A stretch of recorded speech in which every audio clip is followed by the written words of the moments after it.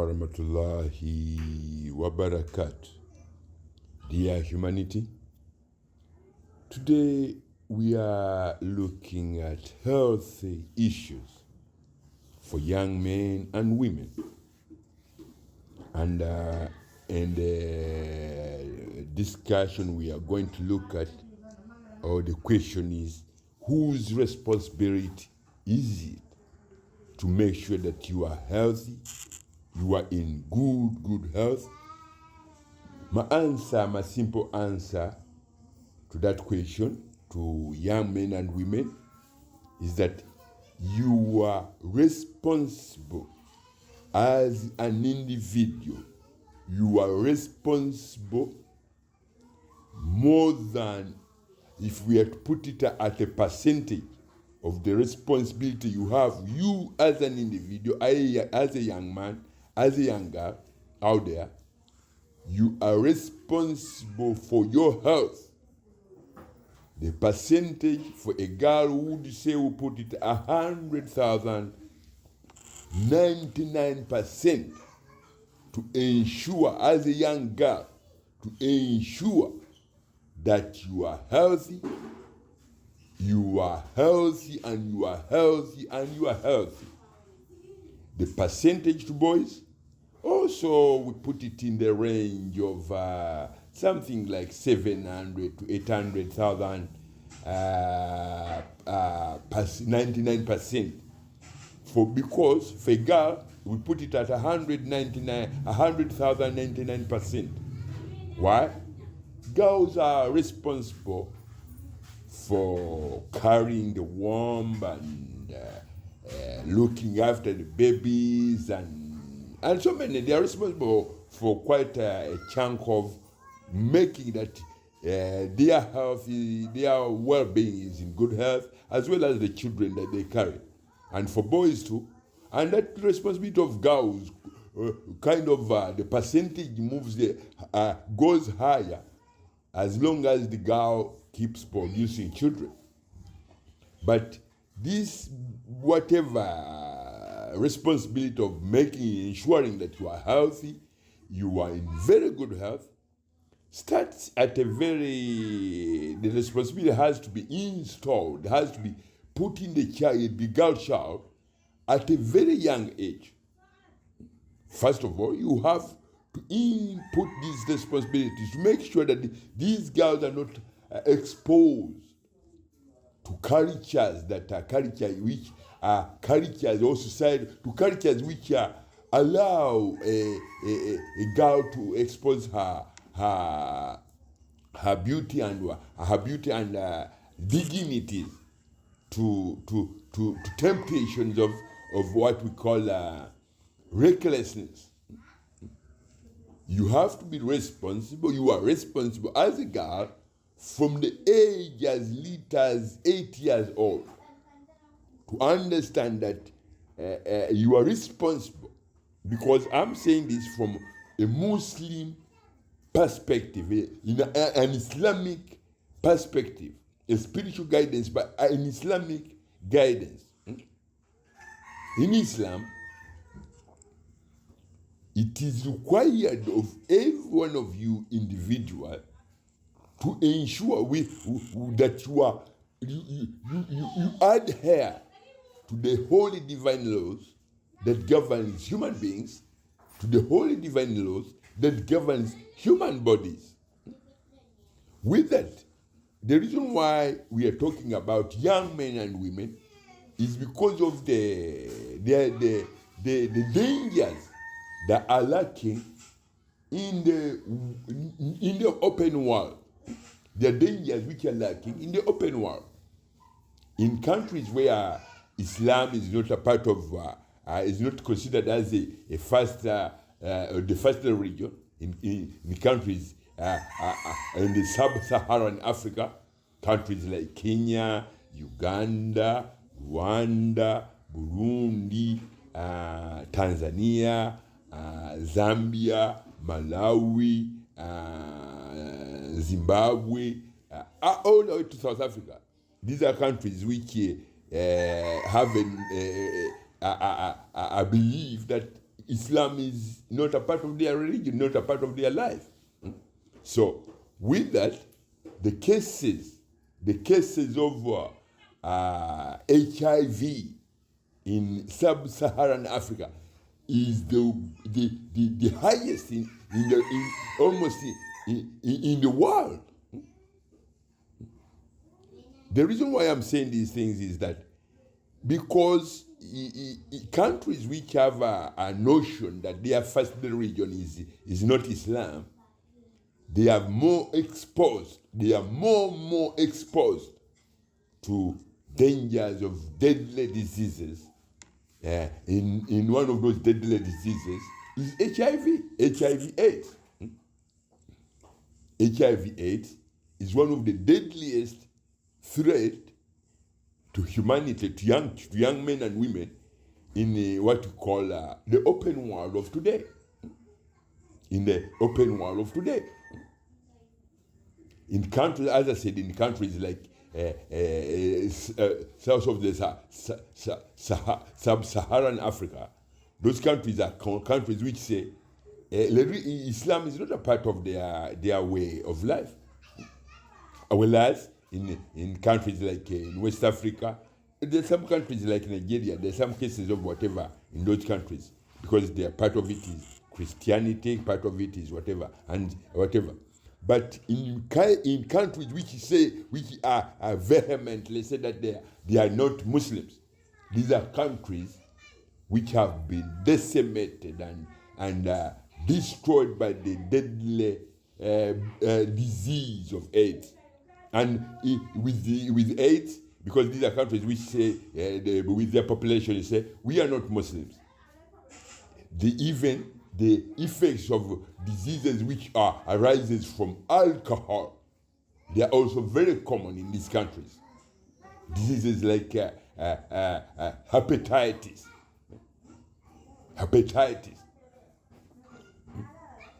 Diseases like, there's so many complications which accompany a human being. If that human being says, or if that nation, if that country says, we are not Muslims, why am I saying that these countries are exposed, have the highest number of HIV AIDS on the continent of Africa?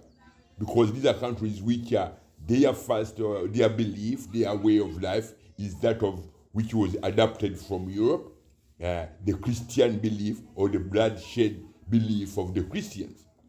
Now, I'm going to go back and put you on the right course that we have to follow. Those who have been following me have stated it very clearly to every human being on this planet that you are all living Muslims on planet Earth. Every single grain of sand, of soil that is on this planet Earth, its religion is Islam. Every living human being on this planet, she or he, their religion is Islam. The sun in the sky, the sun that brings light every single day, this is the region of that celestial body, the sun. Its religion is Islam. The region of the moon, the nearest celestial body to planet Earth, its religion is Islam. The religion of Mother Planet Earth, her religion is Islam. The religion of every drop of water on planet Earth, the religion of every drop of water that is consumed by human beings and all other creations, the religion of water is Islam. The religion of every plant that you've ever used or eaten as food, the religion of those plants is Islam. So it is your responsibility as a young man or a young girl to understand that being a Muslim, you have to adhere to the holy divine laws which we are laid down by the most holy, glorified, almighty Allah. And those divine holy laws, some of them are guides and commands and prohibits. For instance, there is a law which prohibits men and women in what we call adultery or casual sex. Adultery, casual sex. These are adultery is casual sex, and through that adultery, many diseases can cross from one human to the other at a very, very high speed. And if some of these people who say that they are not Muslims, even Muslims, if you say you're Muslim and you engage in any adultery practices, you end up contracting diseases. But now we are looking at the issue of HIV and AIDS on the continent of Africa, and why it is the responsibility of every younger boy and girl under the age of from 8 years old to 20 years that it's commanded of you, my young children, not to engage in any act of irresponsibility, in any act of adultery. Adultery is when you engage in what we call casual sex practices. Today, you go in those countries where you hear that the cases of HIV, AIDS are very high in sub-Saharan Africa. These are countries which allow their children to engage in alcohol abuse, alcohol misuse, because their laws in Christianity, if they go to the church, part of the ritual that they do when they are doing their prayers is they give them a kind of alcohol in the church. Yeah? So if a girl under the age of 8 is given alcohol while she went to do prayers in the church, by the time she's 15 or whatever, she knows that alcohol is allowed. Whereas in holy law, holy divine law laid down by Allah, Allah has prohibited human beings from the consumption of alcohol. Because when Allah created the human body does not have the mechanisms. The human body does not know how to remove alcohol toxin elements from the human body. And once alcohol enters the human body, it kills an electrical spasm in every red and white blood cell in a human body. Once the the electrical spasm in the red and white blood cell is killed, that person goes into what we call a partial paralysis of the brain or the brain neurons. Once a person is under the siege of partial paralysis of the brain neurons, that means that person doesn't know what is going on this planet. That's when men and women end up engaging in what you call casual or reckless in sex, casual sex behaviors. Because if you were to ask a girl who has drunk a bottle of champagne or wine or whatever, that what is your name? She will not know whether he will not even be able to tell you what her name is, because she is the soul that guides the human being to be a normal living human being. Once a human being puts alcohol in their body, that soul ejects, and that person or that individual becomes what we call a zombie. A zombie has no any reasoning accountability whatsoever. A soulless human thing, which a soulless body, which whatever, that has no any reasoning accountability forever. Has no any reasoning accountability whatsoever.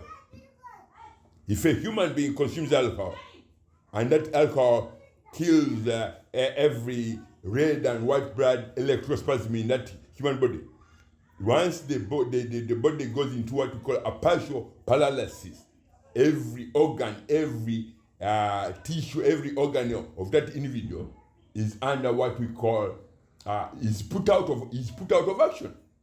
So that person is something we call a zombie, or something that has no any reasoning accountability whatsoever. So these are the kind of people you see in clubs, dancing all night, drinking and what have you. With that, there is what we call AIDS, AIDS and diseases. Not only AIDS and so many other diseases, which accompany people who say, we are not Muslims. By holy, natural, divine law, every living human being on this planet is a Muslim. The water you drink every hour on this planet its religion is Islam. The sun in the sky, its religion is Islam. The moon that regulates monthly reproductive cycles of a woman, that moon in the sky, the nearest celestial body on the horizons in the sky, the religion of the moon is Islam. So that makes you a Muslim, whoever you are on this planet. With that, you are required to adhere, to obey every holy divine law which was laid down by Allah through the revelation to Prophet Muhammad sallallahu alaihi wasallam, the most beautiful and the most authentic authority of the whole Quran, that reveals whatever was revealed to Prophet Muhammad. Indeed, whatever that was revealed to Prophet Muhammad is the truth. Is the truth.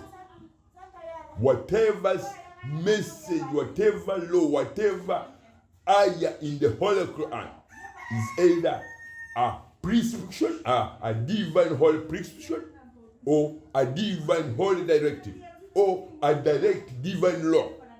The law which says, do not commit adultery, do not drink alcohol. Those are direct laws, direct holy laws. Do not kill, do not shed blood of one another. Do not engage in casual sex or casual history is adultery. Do not shed blood of another fellow living human being. Do not drink alcohol. So today, the topic is health issues. And we are looking at diseases that are very common to young people. Diseases like HIV and AIDS. These are diseases which are contracted through adultery. These diseases cause one human being to the other through adultery, through committing acts of adultery, through engaging in acts of adultery. With that, I want to tell you, young men and women, especially the people of the sub-Saharan Africa, that you are Muslims, but Muslims who deny the fact that you are Muslims. You adopted a belief which tells you can consume alcohol, and once you consume alcohol, you are out of your head. You are out of your mind. Anybody can do anything as they wish with your body. And you yourself, because you're the soul that guides you, will be out of you. Any man can easily do whatever, whatever. So, I'm telling you today, my fellow Africans, you are all living Muslims on planet Earth. Do not engage in any acts of adultery or in any acts that desecrates the holy divine words of the Holy Quran, the beauty of the Holy Quran, the book which was revealed with all holy divine laws, all holy divine prescriptions, all holy divine directives that guides the human being how to live in harmony, peace, and harmony on this planet. Those who say otherwise, the people who say they are Christians, they are open to abuse, either from when they drink alcohol or when they engage in acts when you engage in acts of desecrating the divine sanctity of life, because Islam is life. Life is a religion. Life is a religion, and that most holy, beautiful religion is Islam. It's the religion from which every beautiful child baby is born. Once you say, yeah, I'm not a Muslim, nature says, oh, you deny the fact that you deny the fact you are denying life. And nature will interpret whatever that you people say you are not Muslims and put ugly whatever on you, and that is what you look at when you see an HIV victim who said, because she denied that I'm not a Muslim, if I'm not a Muslim, I can drink 20 bottles of champagne or cognac or 20 bottles of whatever vodka every day. When you do that, every red and white blood cell in your body goes into what we call a partial paralysis, or they are killed. The electrical spasm in your body are killed. Once they are killed, you are exposed to all sorts of diseases. With that, the HIV whatever will take over your body, because you said in the beginning you can drink 20 bottles of champagne or vodka or whatever because you think you are not a Muslim. Yet Allah has said, human beings, you are all living Muslims on this planet. Do not engage in alcohol consumption. Do not engage in adultery. This topic, this issue of health issues, is directed at young men and women. You as a young girl out there, you are responsible to ensure that you are protected, you protect yourself from any unwanted behaviors, unwanted sexual behaviors, unwanted practices of which we are prohibited, which we are